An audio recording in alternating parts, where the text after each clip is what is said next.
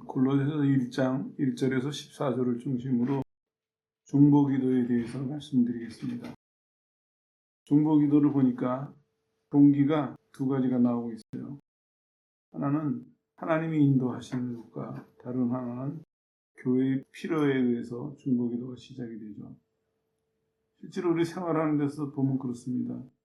하나님께서 우리가 다른 사람들을 위해서 기도할 수 있도록 인도하세요. 또 어떤 때는 우리가 보고 듣고 느끼면서 기도해 줘야 되겠다 이렇게 느껴서 또 기도해 줄 때도 있죠. 골로새 교회도 그런 예였습니다. 그 당시 상황을 좀 설명드리면은 믿음이 막 자라나고 있었습니다. 이 사람들이.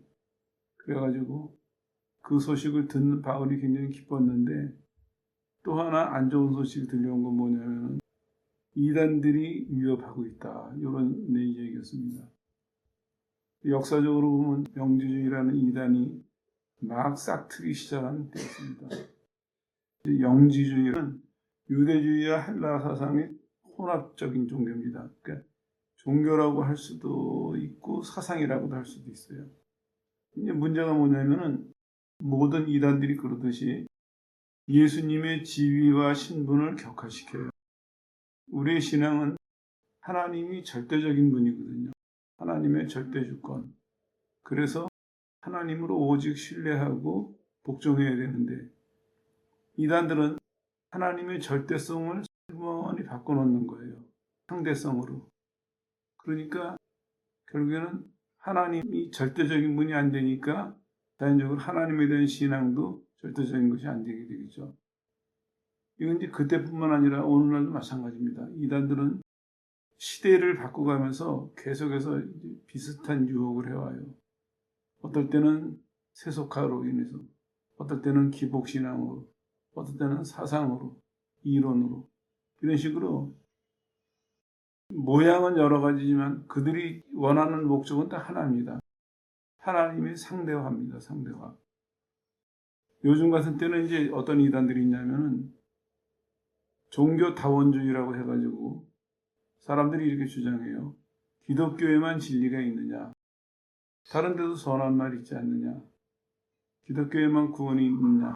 이런 식으로 기독교의 절대성을, 하나님에 대한 절대성을 자꾸 상대화시키는 거예요. 그럼 뭐라고 우리한테 유혹하냐면 너희도 진리고 우리도 진리다. 그러니까 같이 너희는 너희식으로 진리에 도달하고 우리는 우리식으로 진리에 도달하자. 서로 용납하고 지내자. 그래서 교류를 하자. 이렇게 이제 유혹하고 있어요. 하나님이 절대적인 신앙을 갖고 있는 사람은 말이 안 되는 얘기죠. 근데 그렇지 않은 사람들은 들어보니까 괜찮은 얘기거든요. 기독교가 사랑이라 그러면서 오히려 기독교는 불교도 아니다, 천주교도 아니다, 뭐도 아니다 이러고 있으니까 이건 사랑이 아니라 싸움하는 거다. 이렇게 이제 사람들이 얘기하는 거예요. 그리고 또 그거를 다른 사람들한테 자꾸 퍼뜨려요. 안 믿는 사람들조차도 들으면서 얘네가 더 착해 보이는데 얘네가 더 선해 보이는데 이런 식으로 해가지고 기독교인들이 그 사람들하고 서로 교통하고 지낼 수 있도록 그렇게 유혹하고 있어요. 유혹하기도 하고 위협하기도 있습니다. 똑같은 얘기예요. 이런 상황 속에 있는 교회를 보고 바울이 그들을 위해서 기도하는 내용이 오늘 살펴볼 내용입니다. 중보기도를 하기 전에 준비해야 될 것들이 있는데 뭐냐면 두 가지예요. 하나는 예수님을 바로 알자는 것입니다. 골로새서 전체를 살펴보면 특별히 1장을 중심으로 살펴보면 이런 얘기예요. 예수님은 구원자시다. 13절 14절에 나오죠. 만물의 창조자시다. 15절 17절에 나와요. 이 만물의 창조자라는 의미는 영적인 세계, 물질적인 세계 모두를 포함해서 창조자라는 얘기입니다. 이것도 설명이 많이 필요한 부분인데 간략하게만 말씀드리고 넘어갈게요. 우리가 신앙생활할 때 예수님이 내 영혼의 창조자시고 내 육신의 창조자시다. 이거를 믿는다면 우리가 살아가는 게 달라져요. 특별히 살면서 생활 때문에 신앙을 손해보는 일은 안 하게 돼요. 왜냐하면 신앙과 생활은 나눠질 수가 없는 거거든요. 왜? 하나님이 창조하셨어요, 같이. 근데 그걸 우리가 나눠서 생각하니까 신앙을 택하자니 생활을 포기해야 되고, 생활을 택하자니 신앙을 포기해야 되고, 이런 불필요한 그 갈등을 하는 거거든요. 그래서 하나님을 잘못 알아서예요. 예수님은 영혼과 물질의 창조자세요. 그러니까 예수님을 믿는다 하는 얘기는 예수님에게서 영혼과 물질의 모든 것을 공급받는다는 얘기예요. 보장받는다, 보호받는다, 이런 얘기거든요.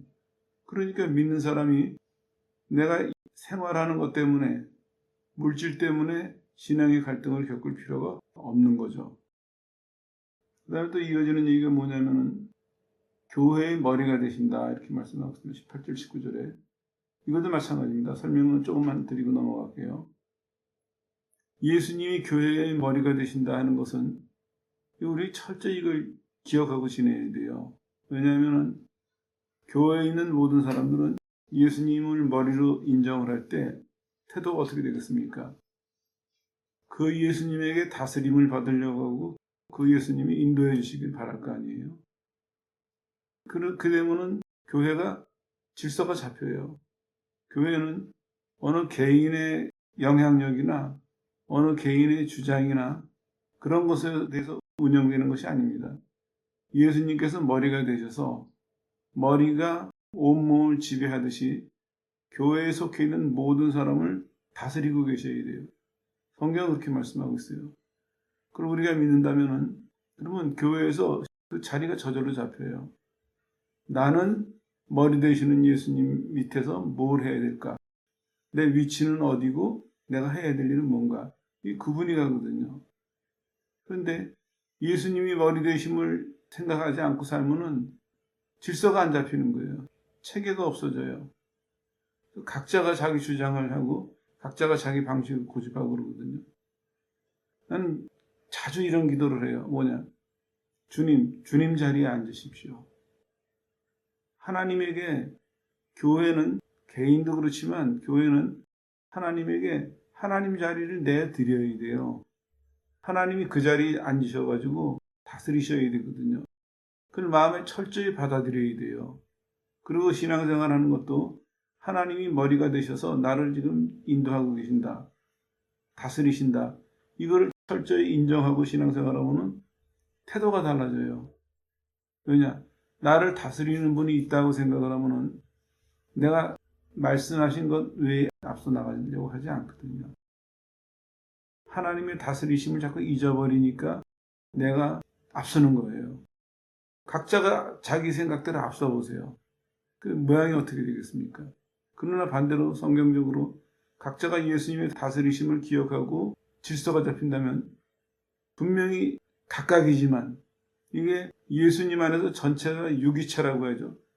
예수님 안에서 전체가 하나가 돼서 움직이는 거예요. 우리 몸으로 비유하고 있잖아요. 손하고 발하고는 생긴 것도 달라요. 기능도 다르고. 근데 이게 왜 한 덩어리가 돼서 움직일 수 있을까요? 머리가 지배하고 있으니까.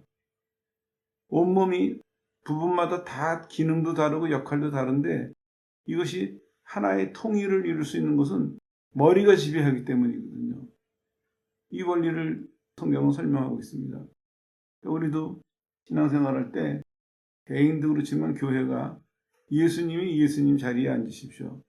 그러고 보니 구약에서 좋은 모습들을 볼 수 있어요. 그 사람들이 제사 지낼 때 어떻게 했습니까? 하나님이여 하나님 자리로 오십시오. 광야로 올 때는 모세가 얘기했어요. 구름 기둥과 불 기둥이 앞에 인도해 갈 때 멈추면 여호와여 우리에게로 돌아오십시오. 하나님 자리를 늘 내어드렸어요. 그 사람들의 생각 속에 마음 속에는 하나님이 머리가 되시고 하나님이 우리를 다스리시고 하나님이 우리를 인도하시고 늘 그 자리를 잡고 있었어요. 그러다가 보니까 자연적으로 생각하는 거 행동하는 것이 하나님을 의식하고 하나님의 인도하심을 기대하고 또 말씀하시거나 역사하실 때 잘 따라갈 수가 있었던 것이죠. 그리고 20절과 22절은 이렇게 말씀하고 있습니다. 하나님과 인간을 화목하게 하시는 유일한 중보자다. 화평의 주로 설명하고 있습니다. 이 예수님에 대한 이해가 분명해야 됩니다. 이단들이 지금 뭐를 하고 있습니까? 예수님의 절대성을 무너뜨리려고 하고 있거든요. 그런데 그 위험 속에 있는 사람들을 위해서 기도하는 사람이 예수님의 절대성으로 무장하지 않으면 무슨 기도를 할까요? 하나님, 그 사람들이 잘 얘기해 주십시오. 이렇게 기도할 수는 없거든요. 그러니까 자연적으로 예수님에 대해서 바로 알아야 되겠죠. 두 번째로는 같은 얘기인데 예수님께서 하신 일을 알아야 됩니다. 13절에 보니까 그가 우리를 흑암의 권세에서 건져내셔서 그의 사랑의 아들의 나라로 옮기셨다. 이 구원 얘기하는 것입니다. 왜 건져내셨냐 하면요. 옮길 목적으로 건져내신 거예요. 말 뜻을 가만히 살펴보면은. 그래서 그의 사랑의 아들의 나라로 옮기셨느냐라는 얘기는 온전하게 들어갔다 하는 얘기입니다. 이것도 시간이 필요한 얘기인데요. 구약을 생각하시면 얼른 이해가 가실 거예요. 왜 하나님이 모세를 애굽에 보내셨겠어요? 애굽에서 이스라엘 백성들을 건져내시려고. 그렇죠? 건져내셔서 어떻게 하셨어요? 가나안으로 다 들어가게 하셨어요. 안 들어가려고 불순종한 사람 외에는 다 들어갔습니다. 하나님이 데려가신 사람 중에 빠진 사람은 없습니다. 빼먹으신 사람은 없어요. 우리의 구원도 마찬가지입니다. 하나님이 예수님을 십자가에 내어주신 것은 우리를 구원할 목적으로, 그리고 그 십자가의 결과가 우리가 온전히 하나님 나라에 진입했다, 이런 의미예요. 여기 보면요. 옮기셨다 하는 단어의 의미가. 하나님 보시기에는 우리가 건짐을 받아서 하나님 나라에 들어갔어요. 온전히. 아직 몸이 안 간 것뿐이지 실제로 법적으로는 하나님 나라에 들어간 것입니다. 그래서 우리가 보장을 받고 사는 거예요. 근데 이제 오늘날 말씀을 좀 드리고 넘어가겠는데, 오늘날 보면은 어떤 사람들은 믿는 사람들임에도 불구하고 신앙생활을 강조하다가 보니까 마치 하나님 나라에 온전히 들어가지 않은 상태에 있는, 아직 다 들어가지 못한 사람들한테 하듯이 신앙에 대해서 얘기하는 경우가 있어요. 그거는 잘못 표현하는 것입니다. 조심해야 돼요. 그 사람들은 지금 사람들의 신앙생활이 엉터리로 하는 것처럼 보이니까 잘못된 행동을 자꾸 지적하고 그거의 결과를 얘기하다가 보니까 지옥 얘기 나오고 심판 얘기 나오고 벌 받는 얘기 나오고 이렇게 되는데, 그는 작은 거를 고치려다 큰 거를 이루려는 태도예요. 왜냐하면은 그 사람들은 성경적으로 보면은 예수님으로 말미암아서 온전히 옮겨진 사람들이거든요. 차라리 이렇게 말해야죠. 우리가 옮겨진 사람이니까 옛 습관을 버리고 옮겨진 사람답게 살자, 이렇게 얘기해야죠. 한 번 얘기해서 안 되면 옮겨졌다니까 옮겨진 사람답게 삽시다. 두 번 얘기하고 옮겨진 것에 대해서는 흔들리지가 말아야 되는데, 그 사람들의 행위를 보면서 행위가 부족하니까, 행위가 잘못됐으니까 옮겨졌다는 이 큰 사실을 덮어두고 지금 잘못된 행위의 결과를 추적해가지고 보니까, 설교를 가만히 듣다가 보면은, 간증을 듣다가 보면은 듣는 사람들이 혼동이 일어날 것 같아요. 어떤 사람 얘기를 듣다가 보면은 이미 예수 믿고 하나님 나라로 옮겨진 사람도 겁이 덜컥 날 수가 있어요. 난 그러면 어떻게 해야 되나? 그게 왜 그러냐면 이 사람들이 표현을 잘못한 겁니다.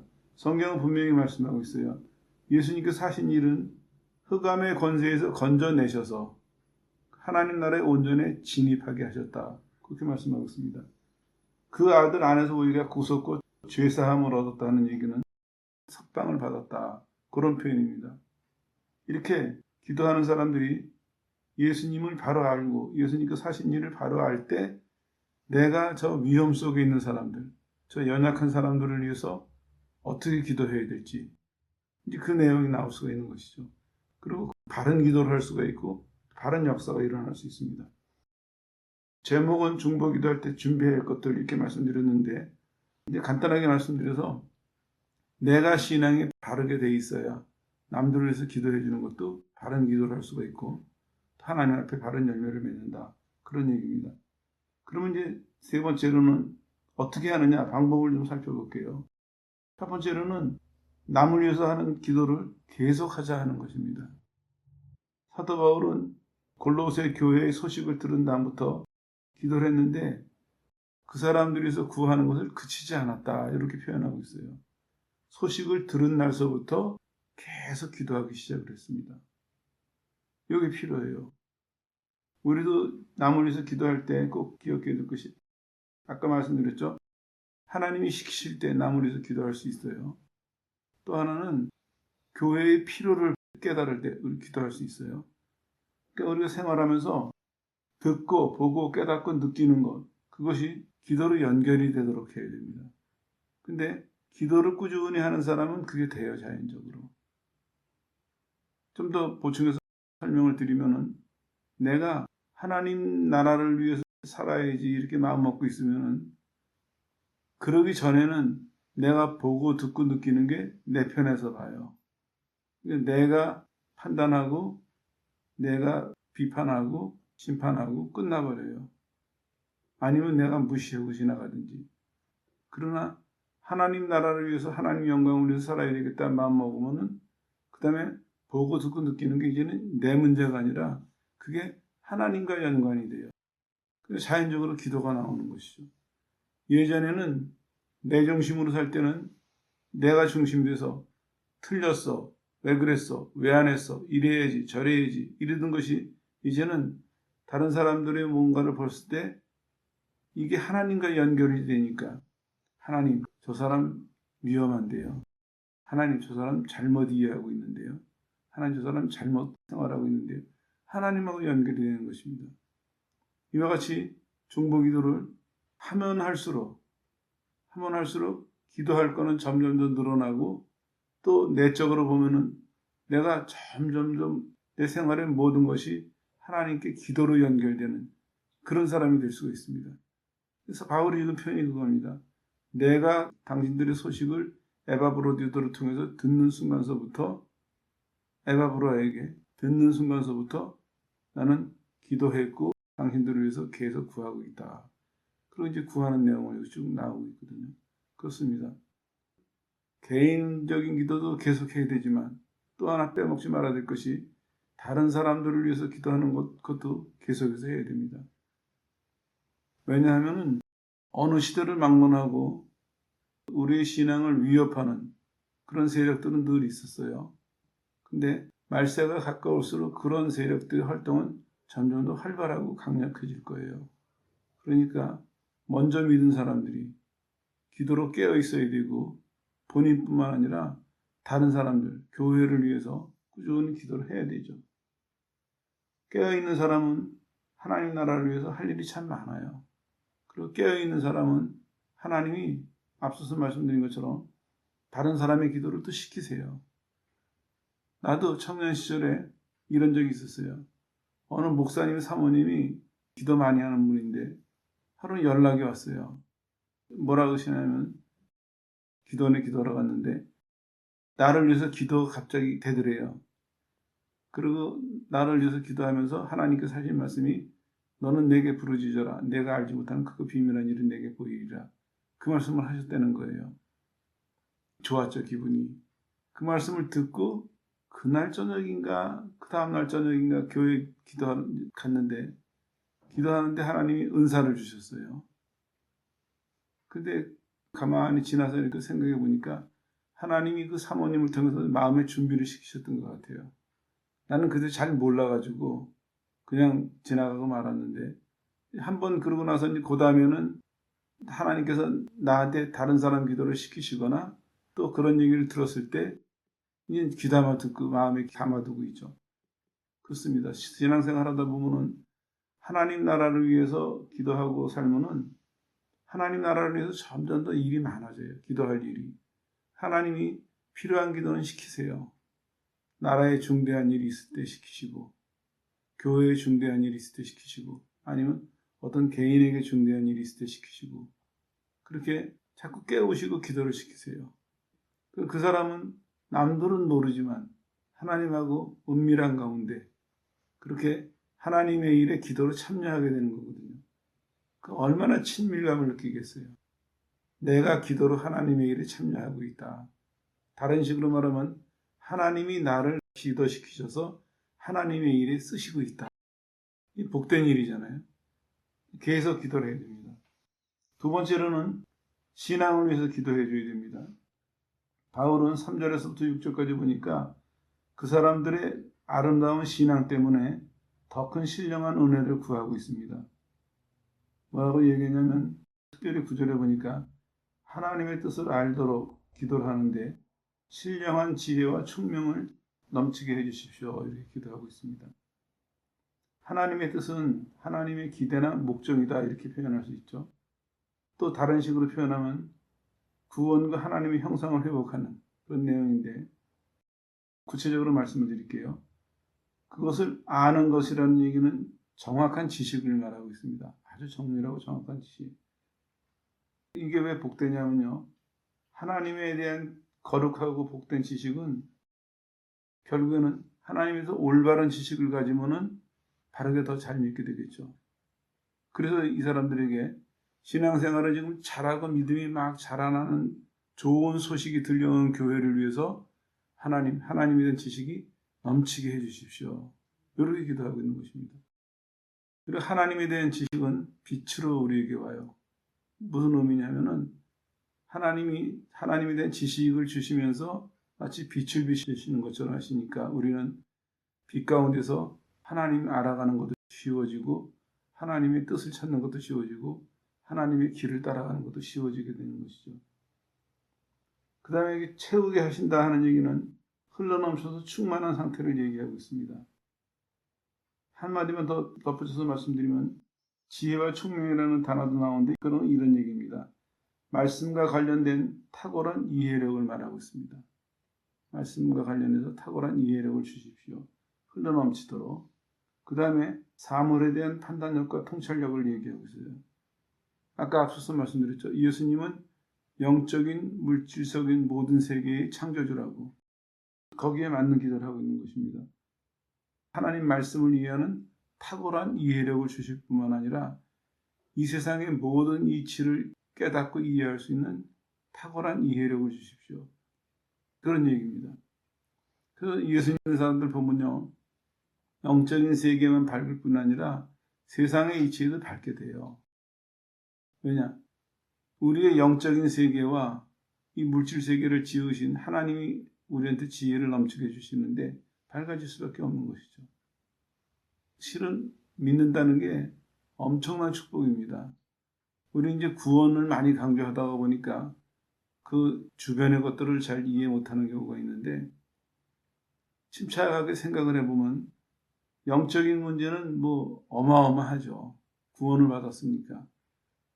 그리고 또 하나는 이 세상에 살아가는 동안에도 세상 이치에 대해서 하나님을 알고자 하는 사람, 하나님의 뜻을 따르고자 하는 사람에게는 세상 이치에 대해서 탁월한 총명을 주세요.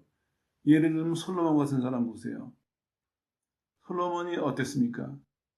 그 지혜와 총명이 세상에 당할 자가 없었거든요. 솔로몬 한 사람뿐만이 아니에요.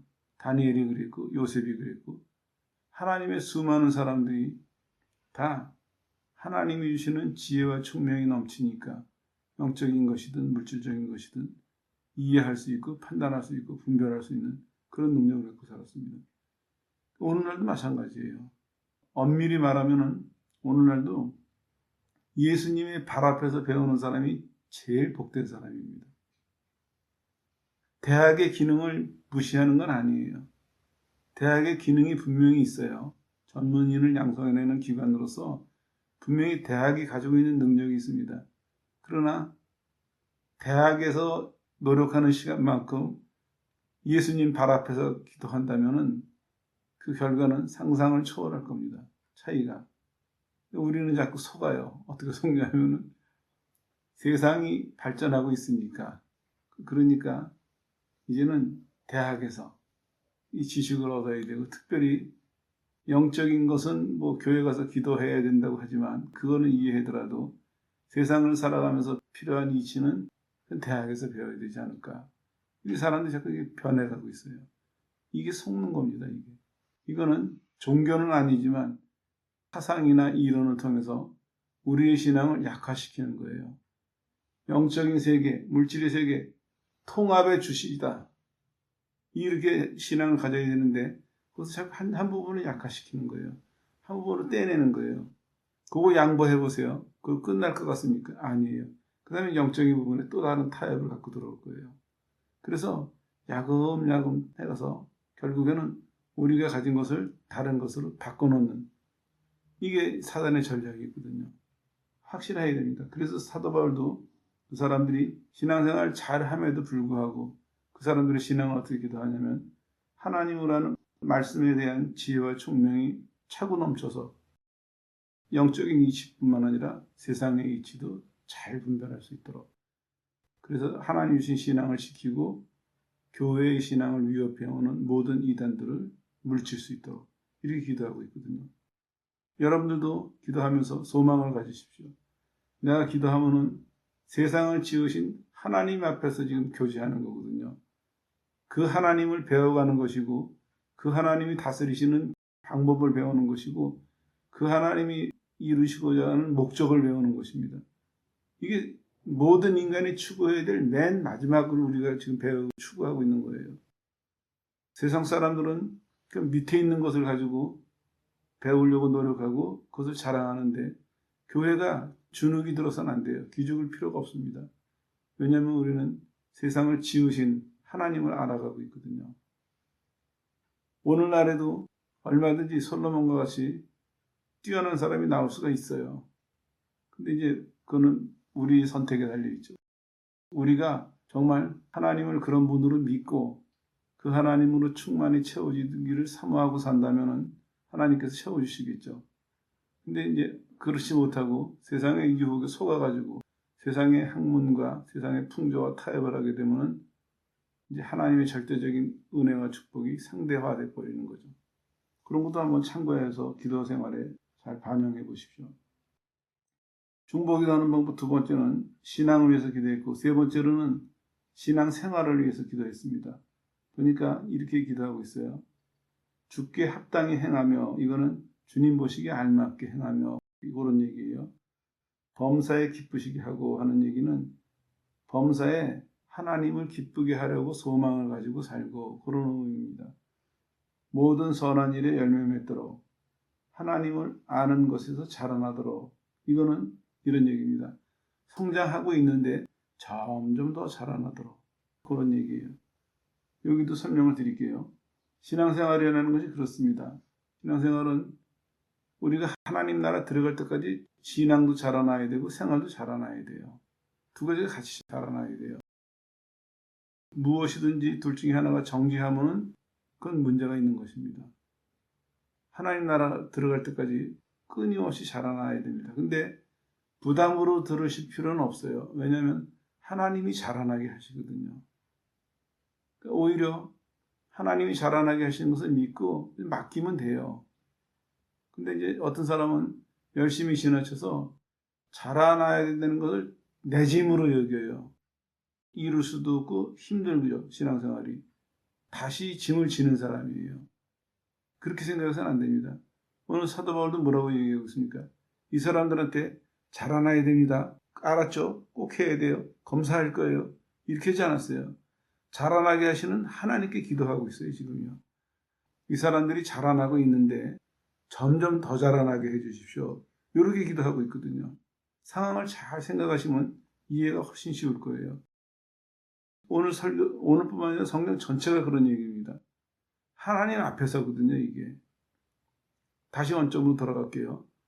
여태까지는 우리가 내가 앞장서서 이걸 봤어요. 그러니까 좋은 내용이고 복된 내용이고 참 원하기는 하는데 알아가면 알아갈수록 짐이 되고 실천하면 실천할수록 이게 무거워져요. 근데 그게 아니에요. 하나님이 왜 주셨겠습니까? 물론 이 속엔 여러 가지 내용들이 포함되어 있지만 성경을 전체로 포함해가지고 딱 한마디로 얘기를 하면요. 약속이에요, 이건요. 하나님으로부터 오는 약속이에요, 약속. 주신다는 거예요. 그 약속 속에 명령도 있고 뭐도 있고 다 들어있는 것이지 이 동떨어진 것이 아니거든요. 근데 이거를 내 입장에서 보니까 자꾸 명령, 교훈 이렇게 하니까 맨 처음에 예수 믿고 교회 첫 발을 디딜 때는 자유, 기쁨, 평안, 충만함 그런 사람이 알아가다가 보니까 명령이라는 짐 하나 지고 교훈이라는 짐 하나 지고 이렇게 돼서 점점 주저앉아 버리거든요. 이게 잘못 이해한 태도입니다. 하나님으로부터 오는 것입니다. 오늘 이 사도 바울의 기도도 내용을 듣다가 보면 어느 쪽에서 듣느냐에 따라서 이 내용이 완전히 달라져요. 사도 바울은 하나님 앞에 지금 기도하고 있어요. 내용은 이 사람들을 위한 기도지만 대상이 누구예요? 하나님께 기도해요. 그럼 무슨 얘기입니까? 하나님이 이 사람들에게 주시기를, 하나님이 이 사람들을 그렇게 만드시기를, 하나님이 이 사람들에게 역사하시기를 이렇게 기도하고 있는 것이거든요. 그러면 이 소식을 들은 골로새 교인들은 어떻게 될까요? 그걸 기대하면 되죠. 사모하면 되죠. 아, 우리도 저렇게 기도해야 되겠구나. 다른 사람들이 우리를 위해서 이렇게 기도해 주니까 그 기도가 이루어지겠구나. 하나님이 그 기도에 응답하시겠구나. 우리도 그렇게 소망하고 우리도 그렇게 믿고 우리에서 그런 같이 구하자. 이게 옳은 태도 아니겠어요?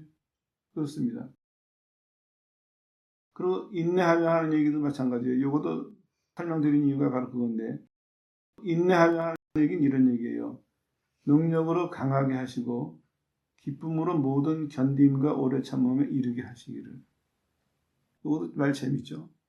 인내는 이 사람들이 해야 될 것처럼 보여요. 근데 지금 이건 누구한테 구하고 있어요?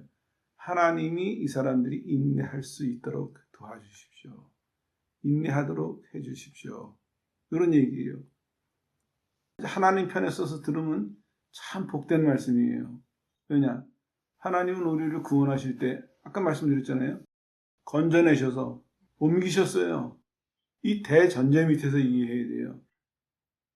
그러니까 어떤 내용이 나오든지 간에 그 대전제 밑에서 이해를 해야 되는데 자꾸 하나하나 따로 생각을 하니까 아유, 그러면 그렇지. 이 사람들이 생활하는 데도 어려움이 있고 이단들의 위협도 있는데 이런 모든 위험과 힘든 일을 내가 끝까지 참고 견디고 이게 다 내 짐으로 받아들이면 안 된다는 것이죠. 그 다음에 이제 맨 끝에 이렇게 얘기했어요. 감사하도록. 이거는 이런 얘기입니다. 빛 가운데서 기업을 얻기에 합당하게 해주신 은혜에 감사하도록 하는 얘기입니다. 감사하도록. 그냥 근거 없는 감사가 아니라 이 사람들이 지금 믿음이 있거든요. 신앙생활을 꾸준히 하고 있거든요. 그러니까 이 사람들이 하나님께서 우리를 구원하셨기 때문에 우리가 빛 가운데서 하나님 나라를 물려받을 수 있게 된 것을 감사하는 그런 얘기예요. 그런 감사를 넘치게 하는 사람들이 되게 해주십시오. 늘 그것에 감사하는 사람들 되게 해주십시오. 그것에 감사하는 마음으로 힘을 내서 살아가고 그것에 감사하는 마음으로 이단들의 공격을 이기고 살아가게 해주십시오. 이런 내용이거든요. 정리하겠습니다. 중보기도를 쭉 사도 바울은 하면서 우리에게 내용도 좋지만 제일 먼저 배워주는 자세가 뭐냐면은 하나님 쪽에서 볼 수 있는 이걸 오늘 첫 시간에 우리가 생각하고 넘어가야 됩니다. 하나님 쪽에서 볼 수 있는. 그래서 6절에 보면 이렇게 얘기해요. 너희가 은혜를 깨달은 날부터 열매를 맺기 시작했는데 우리가 이를 위해서 너희들을 기도로 격려하고 축복한다. 그런 얘기입니다. 중보기도는. 우리도 그렇게 기도하면 됩니다. 그러려면 우리가 먼저 신앙을 이해해야 되겠죠. 아까 예수님을 알아야 되고 하신 일을 알아야 되는 것처럼 예수님이 누구신 줄 알고 하신 일을 알면은 그 기도가 바뀝니다. 이제 남을 위해서 기도해 주는 기도가. 다른 때는 다른 사람을 위해서 기도하다 보면은 기도가 아니라 고발이 될 때도 있어요. 저 사람 잘못을 하나님 앞에 자꾸 말하는. 근데 예수님이 누구신 줄 알고 예수님이 하신 일을 알면은 이제 바뀌어요, 기도가. 그래서 오늘 이 본문에 나오는 기도처럼 하나님과 하나님이 하신 일을 근거로 그 사람들을 격려해주고 축복해주는 그런 기도로 바뀌게 되는 것이죠. 그러면서 저절로 나도 하나님을 알아가는데 풍성해지게 되고 또 다른 사람을 축복하는 마음도 풍성해지고 이렇게 온 교회가 하나님 안에서 하나가 돼서 세워져 가는 이 열매를 맺을 수 있다. 성경은 약속을 하고 있습니다. 여러분들도 중보기도 하는 일에 다 참여하셔서 이제는 개인 기도뿐만 아니라 중보기도를 통해서 주시는 은혜, 축복을 받는 성도들 되시기를 주 예수 이름으로 축원합니다.